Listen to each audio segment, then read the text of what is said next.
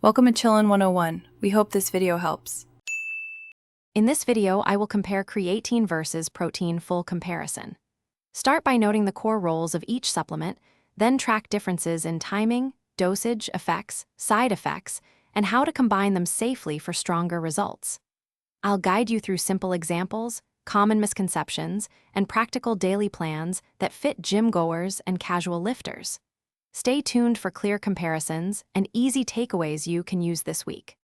Creatine works by refilling the short-term energy system used for sprints and heavy reps, making those sets feel easier and more productive. Use a consistent daily dose, commonly 3 to 5 grams, and expect benefits in strength and power over weeks of training. Stay hydrated, monitor any stomach sensitivity, and pair creatine with carbs or a post-workout shake for reliable uptake and convenience.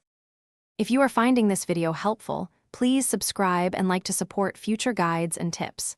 Quick recommendation: these leak-proof containers make meal prep easy, keep sauces sealed, and fit perfectly in backpacks after workouts.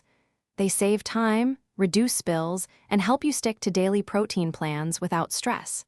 Check the description for the link and other deals, and now let's get back to the video.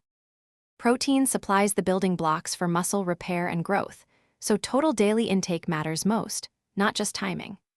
Aim for balanced servings across meals, with common targets around 20 to 40 grams per serving depending on body size and goals. Choose a mix of whole foods and convenient powders like whey or plant blends to meet daily needs, and combine protein with resistance training for best results. Thanks for watching. Consider subscribing if we helped you.